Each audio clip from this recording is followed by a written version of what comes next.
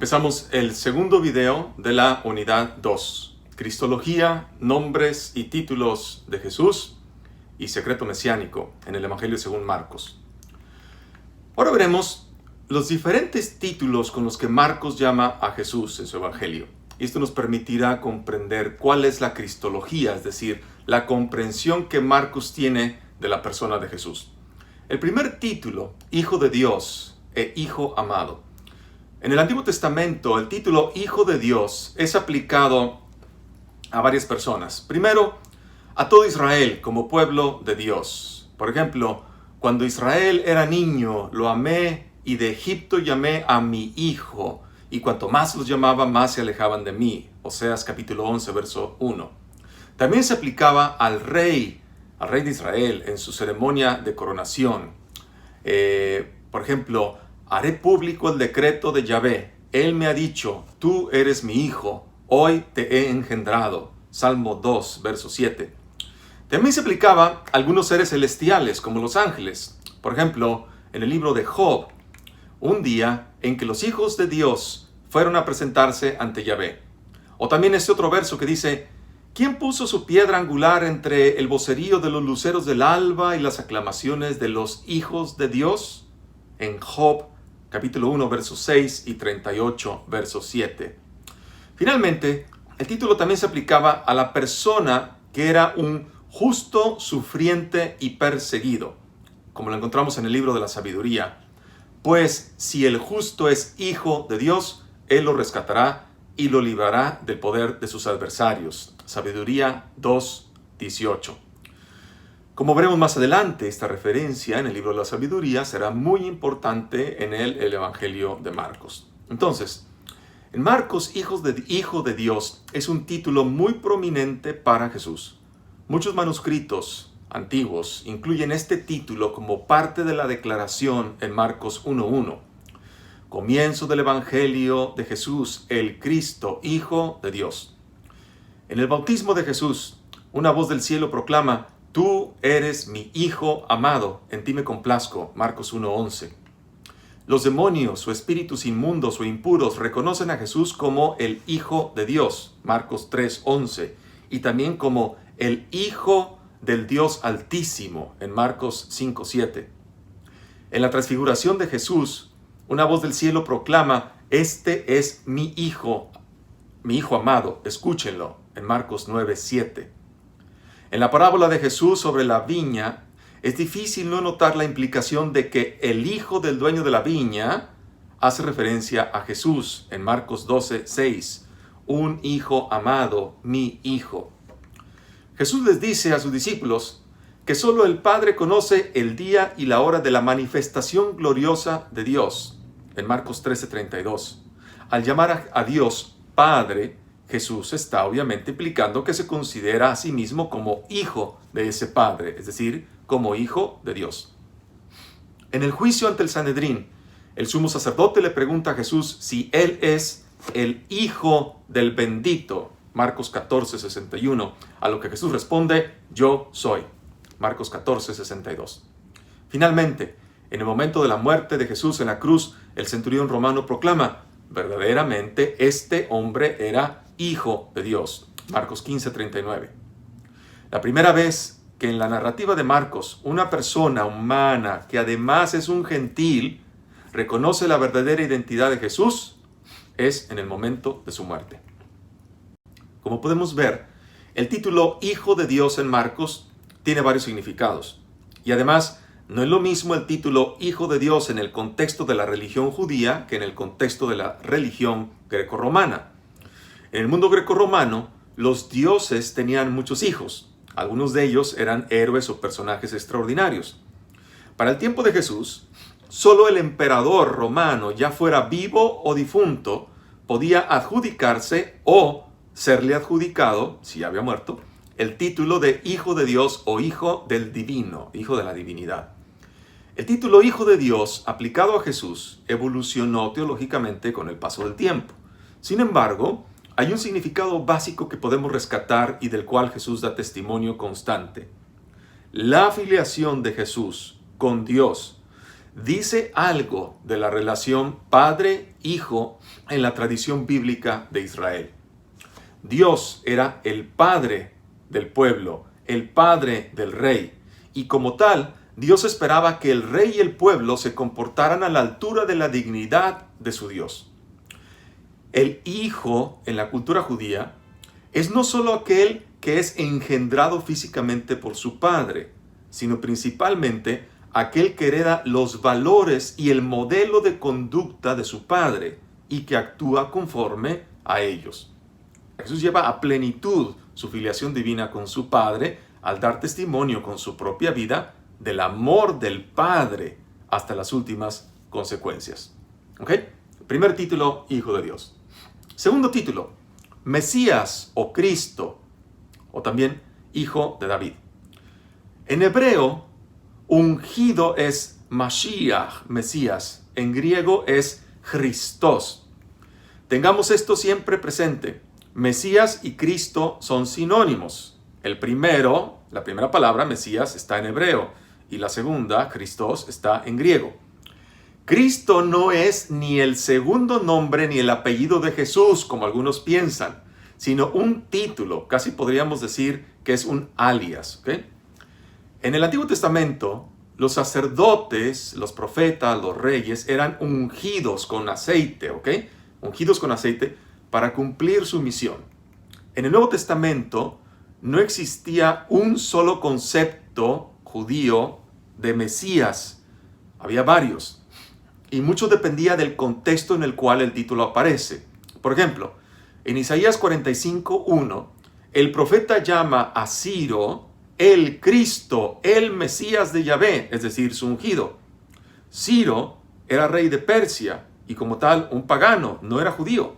¿Cómo es que Dios, a través del profeta Isaías, lo llama Cristo, Mesías? La respuesta está en que Ciro se convierte en instrumento de liberación del pueblo de Israel al liberarlos del exilio y dejarlos regresar a Judea. Ciro es Mesías, Cristo, porque él fue el liberador de Israel. Entonces, hemos de tener siempre en mente el contexto en el que los títulos son usados. Veamos pues el uso del título Mesías, Cristo, aplicado a Jesús en el Evangelio de Marcos. En Marcos 1:1, Marcos utiliza la palabra Cristo inmediatamente después de Jesús, comienzo del Evangelio de Jesús, el Cristo, o Jesús, Cristo. Cuando uno lo lee, suena como si fuera un apellido, ¿verdad? Un apellido para Jesús, pero en realidad, como ya dijimos antes, es un título.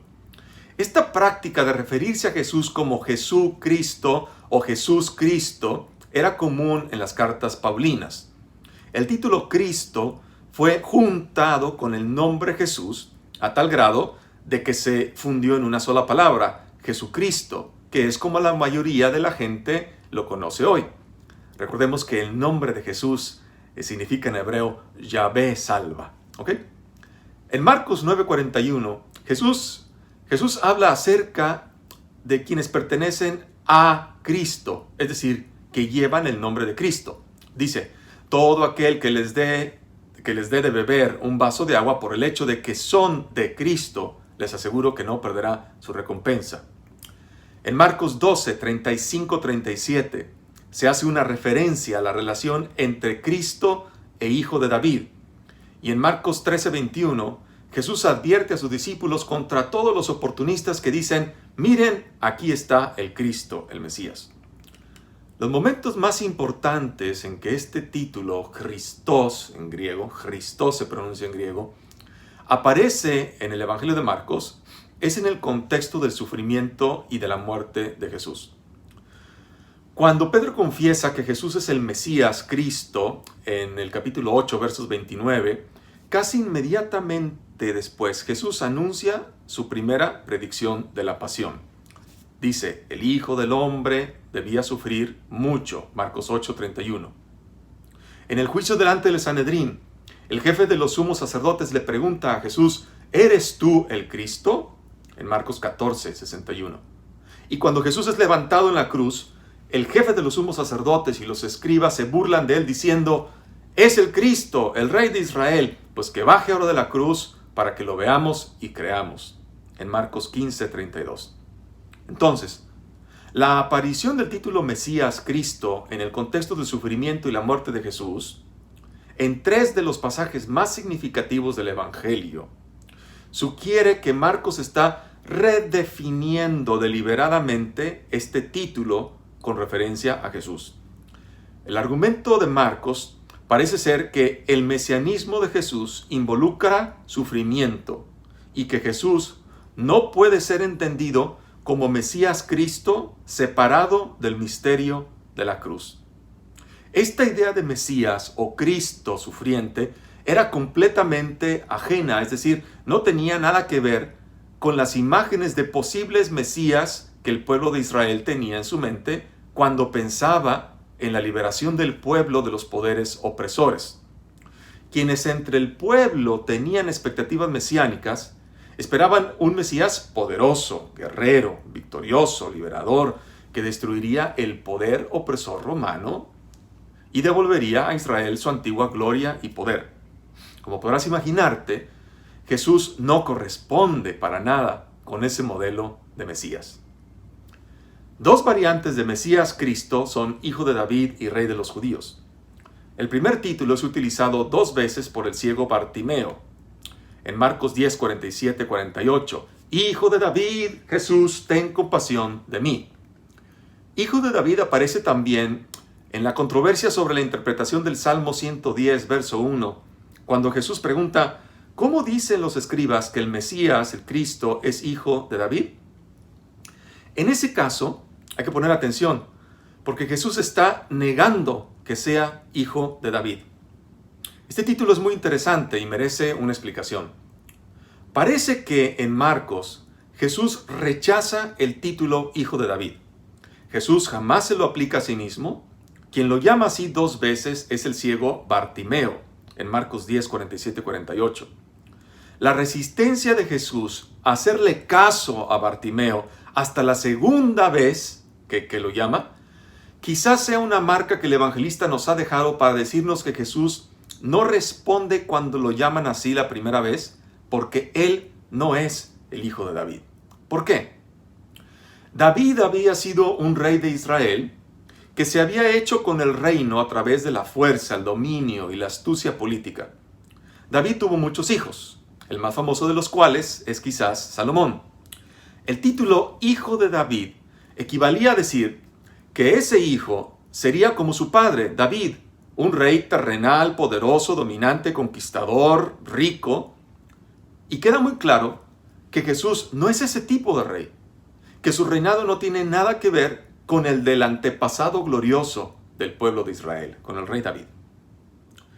En el episodio de la entrada triunfal de Jesús en Jerusalén, la muchedumbre aclama, bendito el reino que viene de nuestro padre David. El pueblo es presentado aquí como el hijo de David. Esto nos demuestra que tampoco la multitud ha entendido quién es Jesús y su proyecto de vida. Ellos ven en Jesús a un rey terrenal, poderoso, victorioso, que como David viene a restaurar el reino antiguo de David, y no un rey que viene a instaurar el reino de Dios mediante el servicio, ese servicio libre, incondicional, ¿sí?, a todos aquellos que lo necesitan, poniendo la propia vida al servicio de los demás. Finalmente, Rey de los Judíos aparece exclusivamente en el capítulo 15, versos 2, 9, 12, 18 y 26, en el contexto del juicio, la pasión y la muerte de Jesús. El Rey de los Judíos en el Antiguo Testamento era obviamente Yahvé, Dios mismo. Por delegación, los reyes de Judá eran conocidos con el título de Rey de los Judíos o Rey de Israel. Hay una ironía en el relato de Marcos. Marcos pone a los enemigos de Jesús aplicándole ese título para acusarlo de tener pretensiones políticas y militares. En Marcos 15, verso 2, 9 y 12. Precisamente para burlarse de él también, como rey fallido, cuando le ponen un manto púrpura y una corona de espinas en Marcos 15, 18. Y finalmente, como título sobre la cruz, para que sirviera de advertencia a todos los que pudieran tener pretensiones de rebelarse contra los romanos para reinstaurar el reino de Israel en Marcos 15, 26. Una vez más, este título aparece como una derivación cuando los sumos sacerdotes se burlan de él diciéndole que se baje de la cruz y dicen, es el Cristo, el Rey de Israel. Marcos 15, 32. Entonces, está clara la intención de Marcos. Marcos ha reinterpretado el título Rey de los Judíos. La realeza de Jesús no consiste en una realeza de poder político o militar, sino en dar testimonio, martirio, ¿sí? Testimonio del Evangelio del reino de Dios, el que Jesús sí ha venido a instaurar, un reino de servicio y amor al ser humano, al cual se ingresa mediante la conversión, el cambio de vida, y por el cual Jesús está dispuesto a llegar hasta la entrega de su propia vida con tal de serle fiel. Tercer título, Hijo del Hombre o Hijo de Hombre. En el Antiguo Testamento, el profeta Ezequiel es frecuentemente llamado por Dios como Hijo de Hombre, Ben Adam en hebreo, Hijo de Hombre, y se le pide que profetice en Ezequiel en el capítulo 2, verso 1, y 3, y 6, y 8, y en el capítulo 3, versos 1 y 3, etc. Hay muchos pasajes al respecto. En Daniel, en el libro de Daniel, capítulo 7, verso 13, una figura descrita como un hijo de hombre, recibe del anciano de días, es decir, de Dios, dominio, gloria y reinado. En el primer libro de Enoc, capítulo 48, dice, el Hijo del Hombre también, y es un ser celeste, preexistente, que ejecuta juicio sobre todos los seres humanos y angélicos. Hay que recordar que el libro de Enoc no forma parte del canon de la Biblia hebrea, y tampoco de la Biblia cristiana, pero gozó de mucha autoridad en algunos círculos literarios y teológicos judíos, tanto antes como después del tiempo de Jesús. En el Evangelio de Marcos, Hijo de Hombre es un título prominente para Jesús. El más distintivo y teológicamente importante uso de Hijo de Hombre aparece también en el contexto de la pasión, muerte y resurrección de Jesús.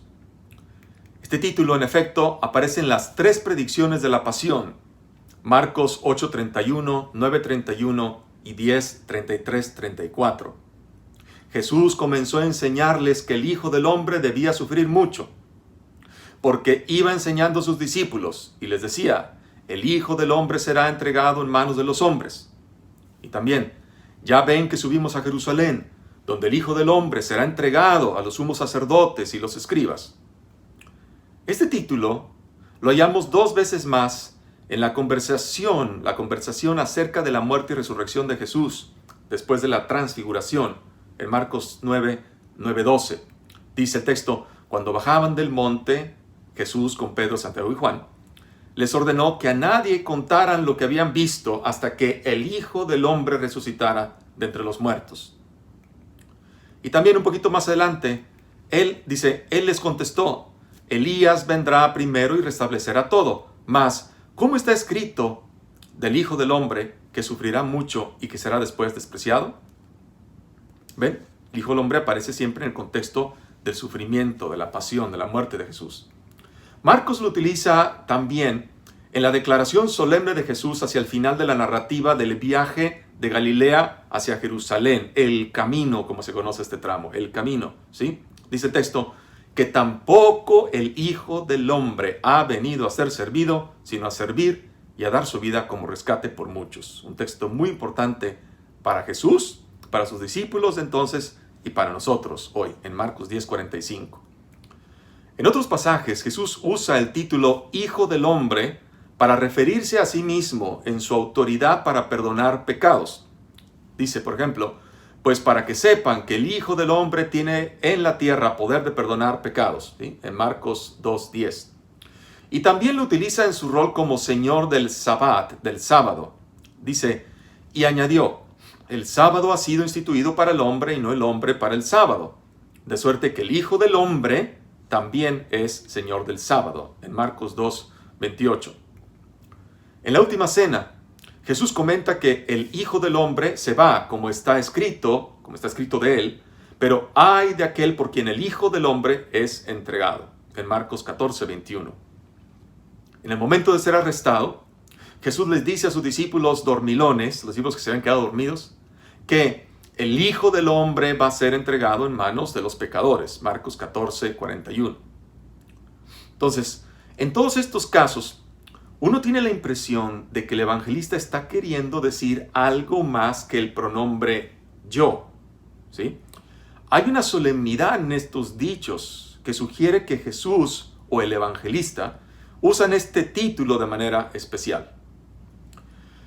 Hay una categoría de los dichos de el Hijo del Hombre, en Marcos, que pertenece más al género escatológico o apocalíptico y concuerda con Daniel 7 y con el primer libro de Enoc capítulo 48. Por ejemplo, en Marcos 8:38, Jesús advierte que el Hijo del Hombre se avergonzará de aquellos que se avergüencen de él y de sus palabras cuando él venga en la gloria de su Padre con los santos ángeles. El escenario escatológico desarrollado en Marcos 13, que alcanza su clímax en 13:26, con la visión de el Hijo del Hombre viniendo entre nubes, lo cual es una clara alusión a Daniel 7:13. En el juicio delante del Sanedrín, también Jesús alude de nuevo a Daniel 7:13, cuando promete que verán al Hijo del Hombre sentado a la diestra del poder y venir entre las nubes del cielo. Marcos 14:62. En estos tres casos, no hay duda de que Marcos identifica a Jesús con el escatológico Hijo del Hombre de Daniel 7:13. Te invito a que veas ese texto, Daniel 7:13, y al cual, ¿sí?, a este Hijo del Hombre, le es conferida la autoridad y el poder de Dios mismo. Otros títulos. Cuando Marcos presenta a Juan el Bautista predicando acerca de uno que es más fuerte que yo, en Marcos 1:7, hace funcionar esta frase como un título para Jesús. Uno que es más fuerte. ¿Ok? Ese es un título, de alguna manera. Uno que es más fuerte. ¿Ok? En Marcos 1:24, el demonio que está siendo exorcizado identifica correctamente a Jesús como el Santo de Dios. A diferencia de Lucas y de Hechos, Marcos solo aplica el título profeta a Jesús una vez. Jesús explica su rechazo en Nazaret debido a su identidad como profeta en su propia tierra. Dice el texto, un profeta solo carece de prestigio en su patria, entre sus parientes y en su casa. Marcos 6:4. Jesús se está identificando, ¿sí?, como un profeta en medio de los suyos. Marcos también aplica el título de profeta a Juan el Bautista. Dice el texto, es que temían a la gente, pues todos sabían que tenían a Juan por un verdadero profeta. Marcos 11:32. El título de profeta es citado por Marcos como una de las populares pero inadecuadas o incompletas percepciones que la gente tiene de Jesús. ¿Okay? Por ejemplo, cuando Herodes le pregunta a algunos quién es Jesús, ellos le responden. Otros decían, es Elías. Otros, es un profeta, como los demás profetas, en Marcos 6:15. O también, por ejemplo, cuando Jesús les pregunta a sus discípulos, ¿quién dicen los hombres que Él es? Y ellos le respondieron, unos que Juan el Bautista, otros que Elías, otros que uno de los profetas, en Marcos 8:28. De la misma manera, el título Señor, en griego Kyrios, no es un título prominente para Jesús en Marcos, comparado, por ejemplo, con el uso que hace Mateo de este título. Y además es problemático. En Marcos, Señor es generalmente usado como un título para Dios, el Padre de Jesús. Hay varios textos que demuestran esto. Marcos 11:9, 12:11 y 12:29-30, 12:36-37, 13:20. Te invito a que los leas. En Marcos 1:3 usa un verso de Isaías, capítulo 40, verso 30. Dice, preparen el camino del Señor, para referirse a la actividad de Juan el Bautista, que anunciará la llegada del Señor. Ahora bien, los especialistas difieren de opinión al interpretar este pasaje. ¿Está Juan identificando a Jesús como el Señor a quien hay que preparar el camino? O, por el contrario, ¿está Juan anunciando que Dios, el Señor, viene y se va a manifestar a través de Jesús, que es anunciado por Juan? El verso da para ambas interpretaciones y nos da mucho trabajo a los biblistas. En Marcos 5:19, Jesús dice al hombre, al sanado hombre de Gerasa que había estado endemoniado, le dice: vete a tu casa con los tuyos y cuéntales lo que el Señor ha hecho contigo y cómo ha tenido compasión de ti.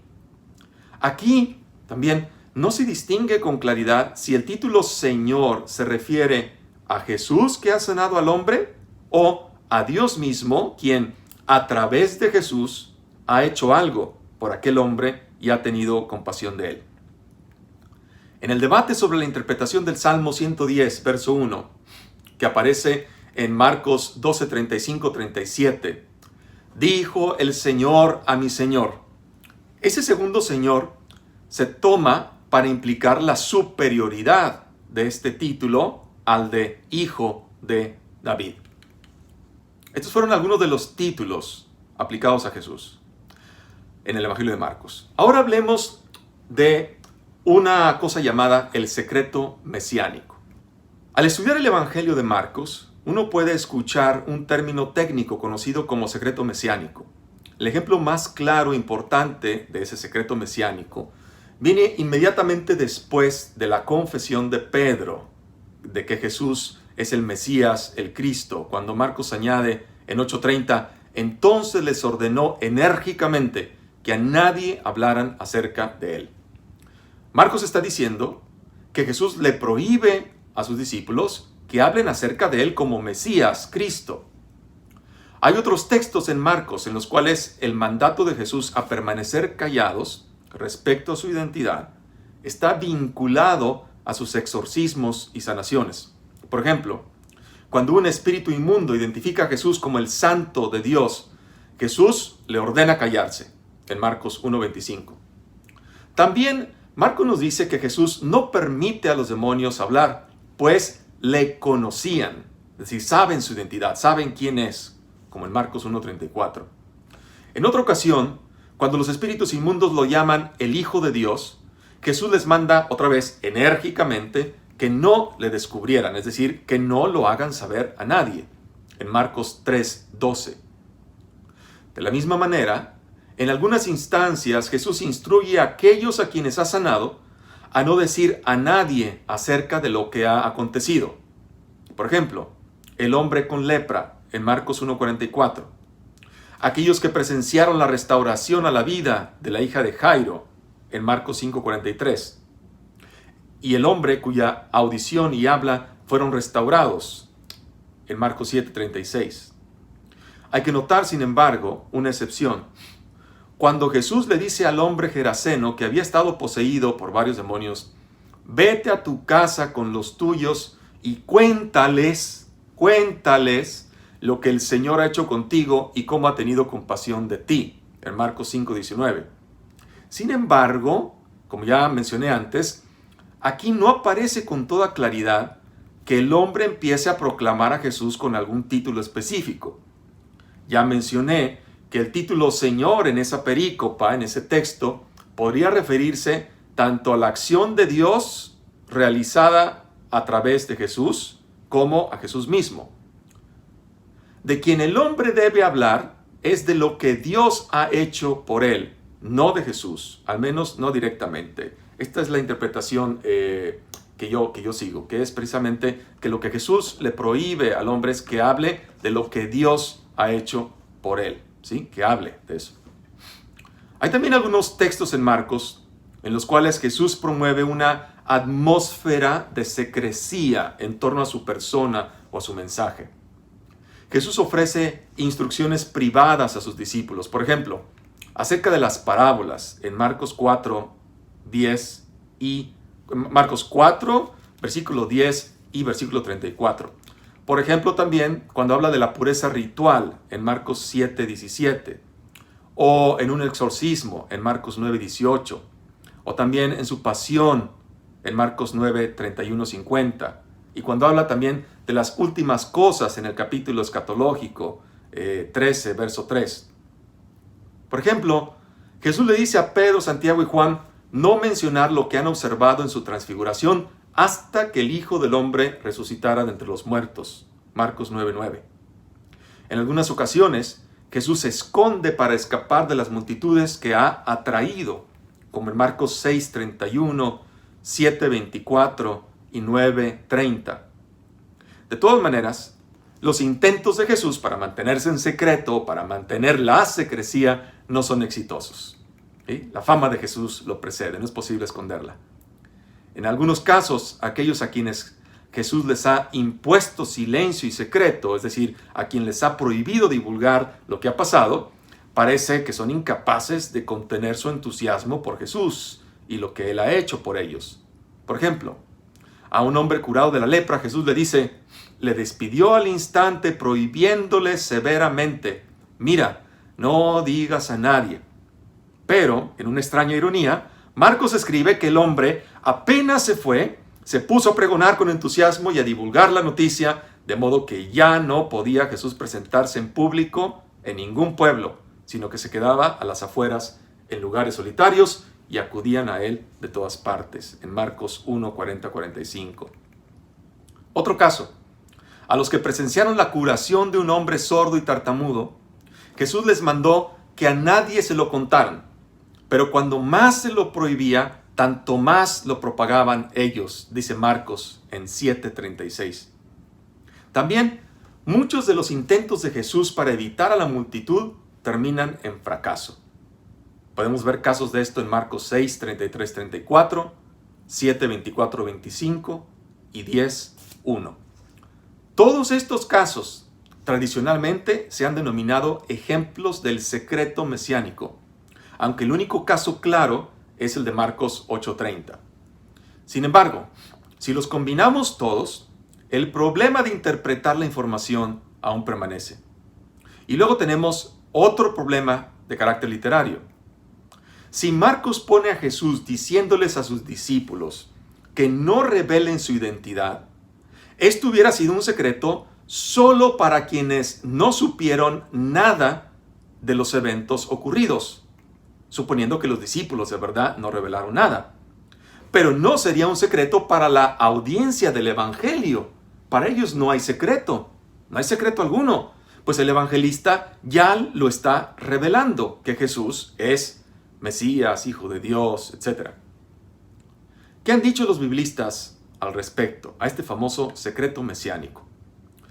Un enfoque ha sido decir que el Jesús histórico temía, es decir, tenía miedo, que si se revelaba a sí mismo como el Mesías, muchos grupos entre el pueblo podrían haber utilizado eso como el motivo u ocasión para una revuelta militar, como los celotas, por ejemplo, que era un grupo militar de aquella época. ¿Por qué? Debido a las ideas de Mesías que prevalecían en el pueblo judío durante el tiempo de Jesús. Sabemos que en aquel entonces había entre el pueblo una idea nacionalista y bélica, guerrera, respecto al Mesías, que es muy distinta de la que Jesús quería encarnar. De modo que, dicen los especialistas, Jesús se había obligado a ser muy prudente para evitar molestos errores o malos entendidos sobre su identidad y misión. Una explicación más ampliamente aceptada es que Marcos buscó redefinir el término Mesías y otros títulos cristológicos a la luz de la muerte y resurrección de Jesús. De modo que pone a Jesús pidiéndole a sus discípulos aplazar la revelación de su identidad hasta después de su muerte y resurrección. Esta interpretación tiene un fundamento muy claro en las prohibiciones de Jesús a sus discípulos. Por ejemplo, cuando Pedro ha dicho que Jesús es el Mesías Cristo en 8:33. O después de la transfiguración, cuando han escuchado la voz del cielo decir que Él es el Hijo amado de Dios en Marcos 9:9. Que Pedro no ha entendido correctamente el mesianismo de Jesús queda muy claro. Cuando después de que Jesús anuncia por primera vez su pasión y muerte, Pedro se lo lleva aparte, lo reprende e intenta disuadirlo en Marcos 8:32.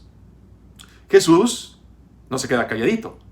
Jesús reprende a Pedro delante de los demás discípulos y le dice: quítate de mi vista, Satanás, porque tus pensamientos no son los de Dios, sino los de los hombres. En Marcos 8:33. Hay mucho drama en esa perícopa. Marcos es famoso por eso. Componer escenas de intenso carga dramática, con intensa carga dramática.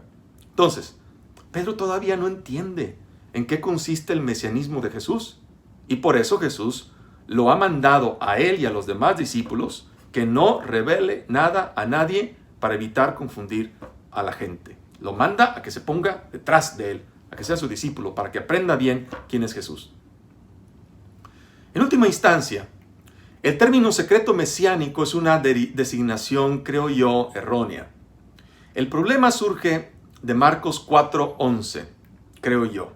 Esta es mi hipótesis, ¿ok? El problema surge de Marcos 4:11, que dice: a ustedes se les ha concedido el misterio del reino de Dios, pero los que están afuera, todo se les presenta en parábolas. Algunas traducciones interpretan la palabra griega mysterion como secreto, pero misterio es un término con tonos apocalípticos y significa que Dios revela una verdad que había estado oculta hasta que se alcanza un momento decisivo, un kairos, en el plan divino.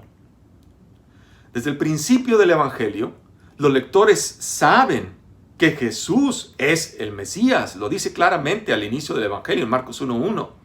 No hay secreto alguno. El misterio es revelado conforme el Evangelio avanza. Lo que aún queda por revelarse completamente es qué tipo de Mesías es Jesús. Entonces, el misterio /secreto es que el Hijo amado de Dios no es un Mesías de poder político o militar, sino un Mesías servicial y sufriente. La plena revelación de este secreto aparece en la cruz, cuando el centurión grita: verdaderamente, este hombre era hijo de Dios, en Marcos 15:39.